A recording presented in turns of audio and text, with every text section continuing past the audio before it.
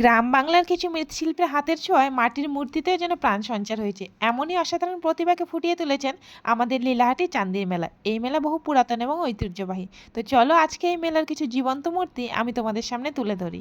প্রথমেই আমরা দেখতে পাবো একজন হিন্দু ব্যক্তি একজন মুসলিম ব্যক্তিকে রক্ত দিচ্ছে এবং এখানে লেখা ছিল আমরা হিন্দু, মুসলিম, শিখ, বৌদ্ধ, খ্রিস্টান সবাই ভাই ভাই। তারপরে আমরা দেখতে পাবো একজন মা মোবাইল দেখে তার বাচ্চাকে খাওয়ার খাওয়াচ্ছে, আর এদিকে তার আর এক সন্তান পড়তে বসে মোবাইল, আর এদিকে এই যে ইনি ভদ্র মহিলা কানের মধ্যে হেডফোন গুঁজে নিয়েছেন এবং রান্না করছেন।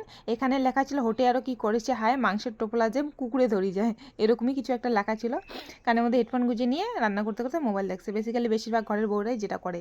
এই যে এদিকে তার মাংসের টোপলাটা কুকুরে নিয়ে যাচ্ছে, তিনি বুঝতেই পারছেন না, মোবাইলের মধ্যে এতটাই মগ্ন। আর এদিকে তার হাজব্যান্ড বাজার করে নিয়ে আসছে। আর এই যে ক্লাস 11-12-এর মেয়েদের মোবাইল পাওয়ার পর যা অবস্থা, তো মোবাইলটাকে তারা পড়াশোনার কাজে ব্যবহার না করে সেলফি আর টিকটকের ভিডিও, ইনস্টাগ্রামের ভিডিও বানাতেই ব্যস্ত। বাচ্চা থেকে বুড়ো সবাই মোবাইল পাওয়ার পর যে বুদ্ধিভ্রষ্ট হয়েছেন সেটাই এখানে শিল্পী খুব সুন্দরভাবে ফুটিয়ে তুলেছেন।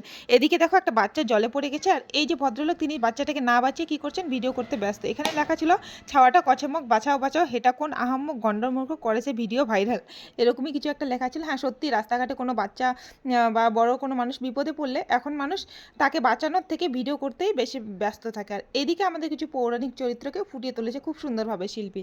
এখানে বরুণ, ইন্দ্রাণী, রম্বাসুর, মহিষাসুর এবং ইন্দ্ররাজের চরিত্রগুলো খুব সুন্দরভাবে ফুটিয়ে তুলেছেন শিল্পী। তো তোমাদের কেমন লাগলো ভিডিওটা আর প্রতিমাগুলো কেমন লাগলো একটু কমেন্টে জানিও।